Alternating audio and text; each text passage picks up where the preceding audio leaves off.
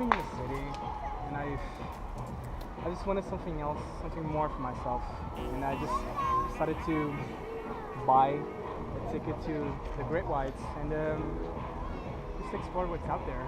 It's so big, so vast, so you know. That's been a good experience so far. Yeah, I'm very grateful that I took that step forward.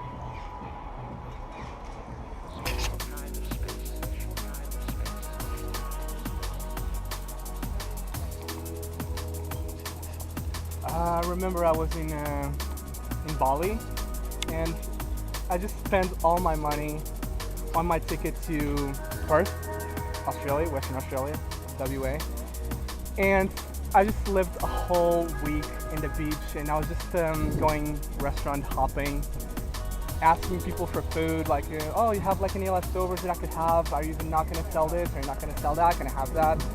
And then when I went to Australia, I was in Perth, and I just found this guy who was late for his daughter's wedding, and he just said, I'm going to Sydney right now. If you want to come, just grab your backpack and come with me. And he took us 5 days through the whole country, and we saw lots of kangaroos, we saw like the mountains. Oh gosh, it was great. It was a great experience.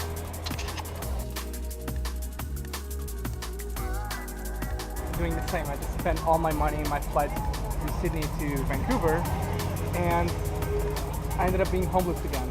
And what happened was that, well, I had to live in Sydney Central train station for 5 days, I think, and I didn't know about couch surfing yet, so I had to go for a workaway instead and do some volunteering. But I was so out of energy that I just didn't have what it took to satisfy them, you know.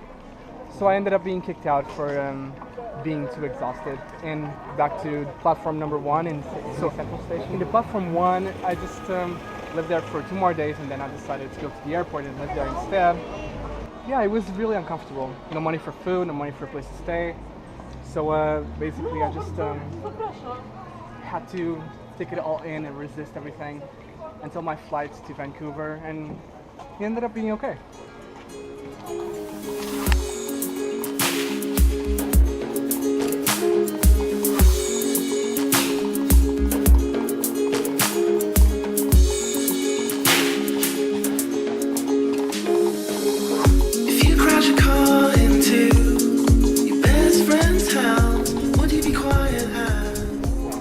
Got my attention the most.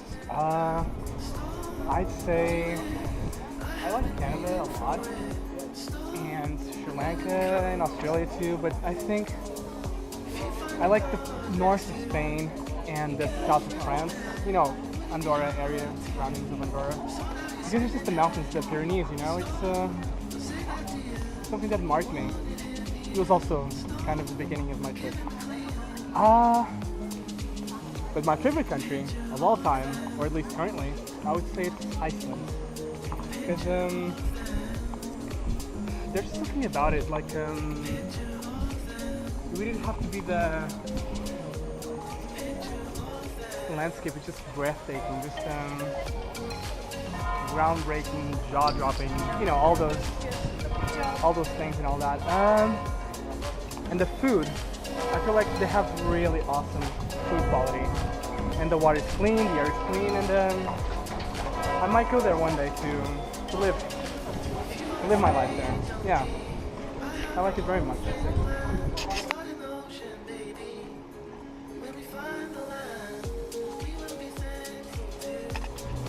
I was a little bit scared in the beginning, to be honest, but don't ever allow fear to take over your passion, because it's not going to get anywhere. Well, you don't need a lot of money, really. You're comfortable enough and humble enough to ask for help, like either leftovers in a cafe or something, or, you know, hitchhiking, like hitching a ride anywhere. You can just do it, ask. And if you speak English, if you speak a little bit of the language, I guess that's all it takes. Okay. It doesn't take much. So if I can do it, You can do it.